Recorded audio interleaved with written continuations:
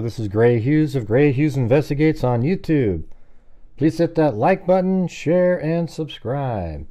Today's video is regarding the amazing water tower, the Nefarious water tower, where there was apparently a shadowed figure up there shooting, and is another shooter that just somehow rappelled off of the water tower afterwards and escaped, perhaps in a Batmobile. Not really sure at this point. Could have also been an alien spacecraft. Just not sure. But there's a guy that put a video out there that's been very significant for me in this case. It had the best audio of each of the gunshots. Really just kind of showed the area and what was going on right around the building where Thomas Crooks was on. I think it was the AGR building, if I remember correctly. Let's see. Yeah, it's the AGR International Incorporated. So this is the building he was on, and the video that you're watching is right down here, and that was by Real DJ Stu 724. You can type in @Real DJ Stu 724, and he's got some crazy videos where he's being interviewed after this event, and then late into the evening, where they're asking him questions. I guess they track him down. They had his phone. And it's sort of interesting. I mean, I don't think that guy has anything to do with anything. But it's interesting that they think that maybe Thomas Crooks had some help during that time frame. You know, I don't think they thought there was another shooter. I think that they think that maybe somebody was helping Thomas Crooks, and that's how he avoided detection by law enforcement instead of just looking at themselves and realizing that he snuck up there and kind of just eluded police because one of their snipers left building number 2. I believe it's this one right here. They left this building right here. The sniper that was looking out this window, when they heard that there was somebody walking around, they were looking for the same suspect, Thomas Crooks. He left, and he met up with somebody right over here, leaving only one sniper in this building. And apparently he was looking out this direction, and he was set back. So he doesn't have a view to his left or right, and nor is he supposed to be doing that. He's just covering an arc out here towards the stands, looking for any potential threats there might be. All right, so it's pretty interesting if you go through those documents. Obviously, it's just absolutely astounding that Crooks was able to get up on the roof. It also looks like in these new documents that he was sitting here for a while. So remember, he was on a wall right in this location, filmed by a sniper likely up in this window right here. Then he walks around and he sits on a bench, and apparently they're still able to see him somehow, that he was on a bench. And then he walks around and he goes this way.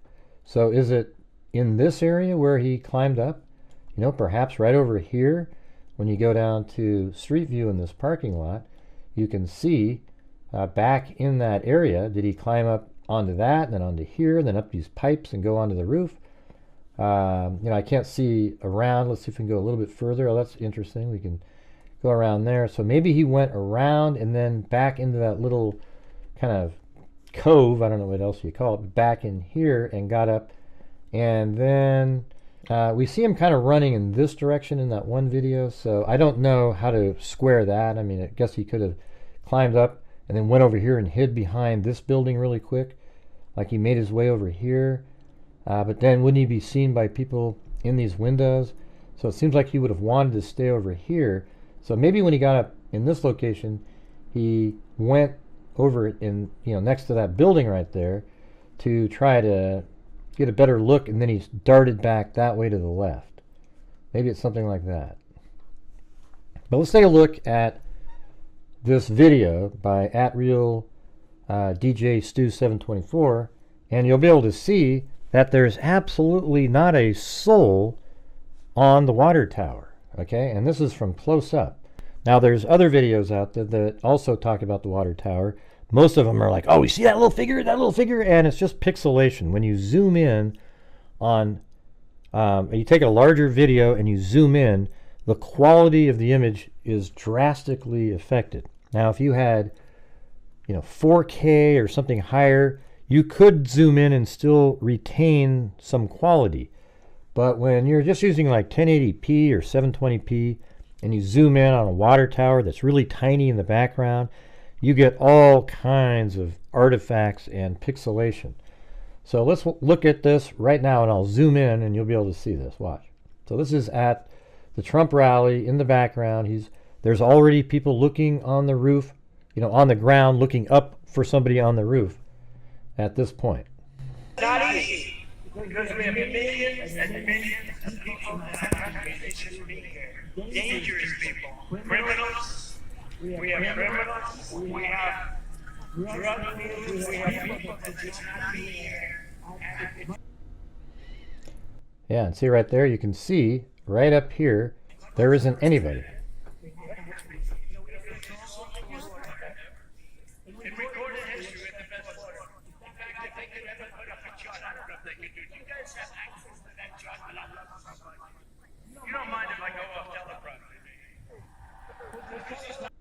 All right, so look right here on the tower. This is where somebody would actually be able to stand. I don't know if you can see at the top there, but let's zoom in really quick and we'll show you at the top of the water tower where you could actually be able to walk. There's a little fenced in area right here, or rails, and you'd see somebody right there. There isn't anybody. This is just before the shooting. Now there's people that claim he's on top of the water tower. I mean, what a joke. You're going to climb up on this really slopey, curved top of a water tower? But we'll actually be able to see that here in a minute too. All right, so let's go back to the wider shot and continue. So that's just still a little bit of the still frame. I have it frozen there. Now here we go.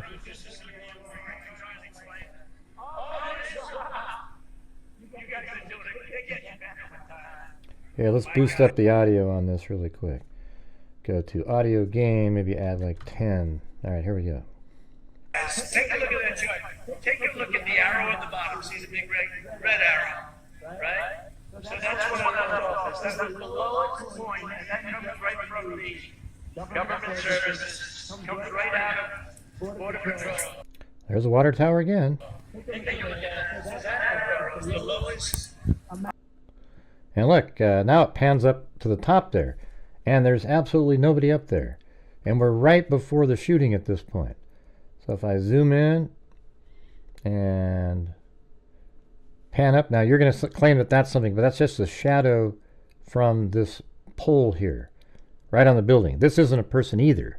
That's not somebody in a ballet group jumping up in the air, about ready to land on the ground. This is literally just a mark on the side. It's like a logo. I think it's a star actually, but the way the sun's hitting it, you can't make it out.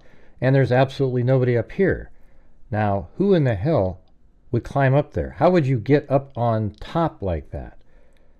What do you do? Throw up like a grappling hook and climb up there? Makes no sense, all right? But for people who want to believe, it'll always make sense. There'll always be some other answer. Okay, so here we go. We're looking right at the full water tank.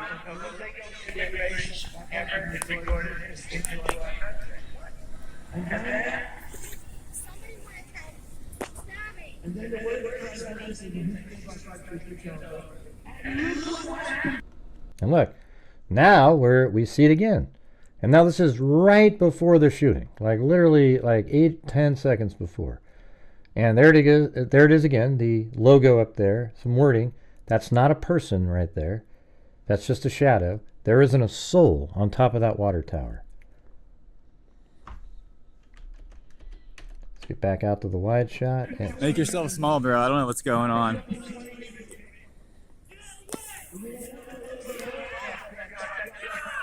So everyone's yelling, he's got a gun. You think they're talking about the guy on the water tower? Because there isn't one. Okay? They're referring to the same person that they've been watching on the roof this whole time. Likely went up on the roof 20 flats over from the side and was up there. Some people think this might even be him in this shot right here, which is interesting, right? I mean, you look at that. It could just be a pipe on top of the building. Some shots it looks like a pipe, and some shots it looks like maybe somebody's sticking their head up above. But either way, we know he's up there because there's other video that shows him at the top. Like right there, it looks like a pipe. Okay, and so he's up on the roof right there. I think when they first see him, remember when he's like really close to the edge and he's got his back to the people? I think that's when he's putting together the AR-15. I think he probably had it disassembled, put it together. It only takes a few seconds. Put it together out of the backpack, and if that is his backpack on the roof, which I think it is, that's where he left it. And then after he assembled the AR-15, he climbed up the roof. So if you look from the top here, it looks like this. And here's where the backpack was. It was in the same flat area as the AR-15 was, and the shooter was 4 over. And I think when law enforcement went up there, they zip-tied his hands. We've seen that. They zip-tied his hands, and then they likely just moved his AR-15 over. I think he was likely in the same flat that he was in, even after there was a shot taken at him and it missed. You'll hear that here in a second. He stayed in the same position, but maybe he popped up. Somebody got a visualization of him. Then he lowered his head down, and then maybe even further, and then he was shot by the sniper on the south barn, which is right here. So this sniper got him right like that. He had a view. This sniper that was on this building had no view because this tree blocked the shot, as we've been saying since day one of our analysis. And I think he got right here, had his back to the audience of people that were over here, assembled a gun, and then in those very deep ribs and flat area is where he slid the rifle on its side up so nobody could see it. Those little ribs that are in there are really tall and would mask almost the entire gun. And he slid it up, and right before he shot is when he turned it perpendicular to the building, and that's when people said, he's got a gun, he's got a gun, and that just gave him very little time. I don't think people realized that he actually had a gun until about 4 or 5 seconds before his first shot. And that's when people realized he actually had a gun, and he was actually taken out 15.5 seconds after the initial gunshot, which is pretty amazing that from not seeing him to that shot. But you would think that this sniper over here that actually had turned 2 minutes earlier, and you could hear people, you would think they would know if the communication was correct by the police over by the AGR building who were walking around. Wouldn't they have told the Secret Service at that point, hey, there's a guy on the roof over there, and this guy over here surely would have spotted him? But perhaps he couldn't tell that that person was actually shooting. I mean, it's hard to say, but once the shooting happened, that's when this sniper actually found him and then shot him in the head. Now, there's another shot by another sniper, or at least an officer, who shot at him about 1 second, less than a second, after his volley of 5 shots. It's really obvious that the shooter is here, and there is no other shooter. We only hear 10 shots.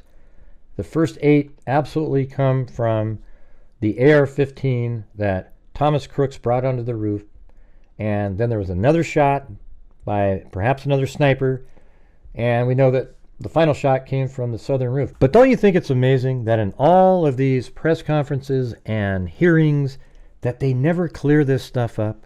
How come nobody ever says, here's a map, show me where the sniper who killed Thomas Crooks was? Okay, great. Show me where the shooter that missed was standing. Oh, thank you very much. And can you tell us if there was a van connected to this case? There was video that was taken of a van being towed away the night of the attempt on Donald Trump's life. Is that van associated with this case in any way? You say that he had a vehicle in the area and it was parked near the parking lot. Where was the vehicle parked in the parking lot? What type of vehicle was it? And is there any connection to the van? And it just seems like there's a million questions out there that never seem to get asked. Also, is the bike associated with him? Yes, we know that there's a homeless person out there or somebody that's just traveling around that was using the bike that's been interviewed out there and claims that it's his bike. However, it seems like they keep mentioning the bike in all the documents. Now, You would think during their investigation they would have realized the bike isn't related, and you would think you would leave it out because it's not really related to Thomas Crooks. But it always seems to keep appearing in the documents. Okay, so let's get back down to this and just listen to this one time.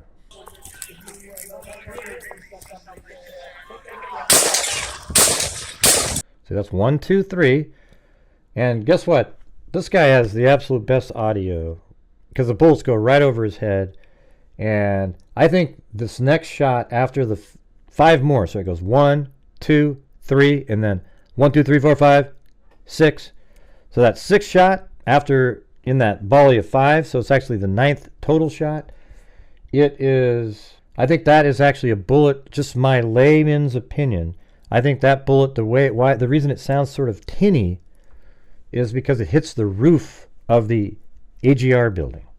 So let's listen to this. Here comes the 5.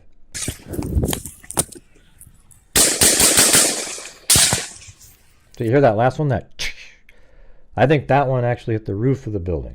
I don't really know, but that shot actually came from somewhere else, and it was an attempt to shoot him. It could just be one of the officers on the ground that could spot him, and they tried to shoot him from the ground up there. I do not know the answer to that question, nor does anybody else at this point, because they're not saying it. They don't ask the right questions at these hearings. It's absolutely mind-boggling.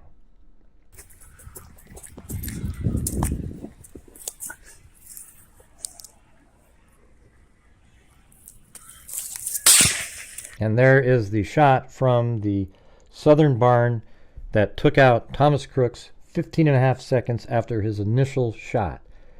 And isn't it amazing how loud that is too? So all of these bullets went right over the head of this guy filming here, real DJ Stu 724, and it breaks the sound barrier right above his head, so they're all loud on his camera. It's absolutely crazy how he got that, but I think by far it's the best audio of the shooting. Before, when I first was analyzing this a long time ago using the, I think it was right side broadcasting, you could make out all the shots, not necessarily the 9th shot too well, but you could definitely hear the sniper shot, but it was just a little tiny click sound, and yet it all is still the same today. The 9th shot is one, for me it's like in the last 2 weeks, that one's been dialed in as a miss shot. That is really significant because that's what sort of changed the trajectory of what the gunman was going to be doing. Perhaps he would have shot some more shots off and killed more innocent people like Comparatore. So thank you all very much for watching. I just wanted to let you know that there absolutely was nobody on the water tower, but there's a lot of people, when they cover these cases, they want to put out something really edgy, and they know they're tricking people when they do it, but they do it anyways because they know that it's going to sell because people believe in that kind of stuff right away. All right? So thank you all very much for watching. I appreciate it. And, if you could like, share, and subscribe, maybe go check out this Real DJ Stu 724 and watch some of those other crazy interviews that he did. I mean, they're absolutely nuts. But again, thank you all very much for watching. And as I always say, until next time, be safe out there.